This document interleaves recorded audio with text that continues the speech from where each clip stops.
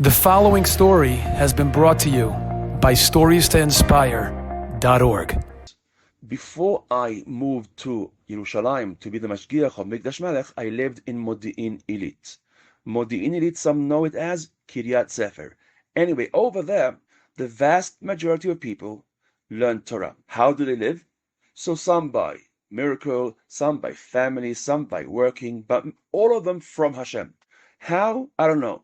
But it happened. I lived there 8 years and it happened.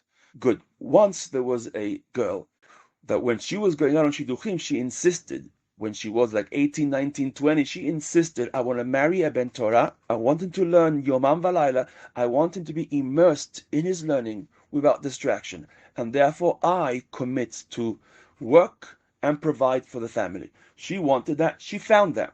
So the first year was very good. They had enough money from the savings, from the family, etc. And they had one baby. They bought an agala, a stroller, a pram, and that was great. Soon after the first child was born, the second one was born too. And she realized that she needs a double pram, a double stroller, but she couldn't afford it. So she didn't tell the husband anything because she wants her husband to be immersed in Torah without distraction. So the first 2 or 3 days she was okay at home, but then she started feeling, I'm stuck at home. I can only go out when her husband is home. I cannot take them both out. I need a double stroller, but I can't afford it. And she didn't want to tell her husband again because she didn't want to distract him.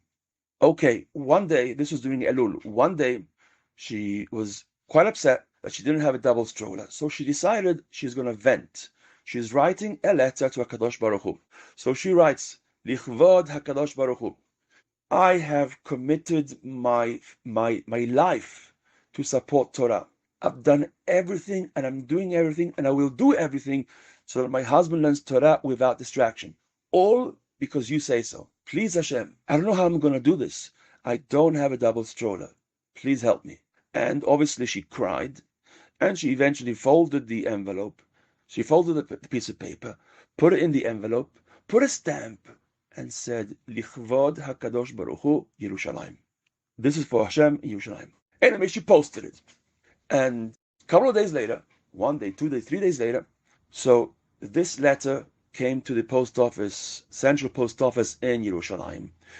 They asked, where is HaKadosh Baruch Hu? Obviously everywhere. So one of the Haredi men said, usually when we have letters to do with God, we send it to the hospital. Usually it's something of refuah. So they forwarded the envelope to Sharet Tzedek Hospital. And there was a Haredi man over there. He opened the letter and he read about this lady, husband learning Torah, she didn't want to distract him, that she needed a double stroller. At the bottom of the letter, it signed, Mrs. XYZ. So this man, let's call him Moshe, picked up the phone, called his friends. Do you know this family in Kiryat Sefer? Yes, I do. Tell me, are they needy? Yes, they are. Can you confirm that? The friend says, fine. So Moshe was waiting for the friend to confirm. Soon afterwards, the friend came and said, I spoke to the local tzedakah, and they were not aware that this person needs money. But now that they know, they will provide. Okay, so Moshe put the phone down. He was happy. He gave his friend the name and number, and that was that. A few days later, her husband went out to learn Torah, and the same thing.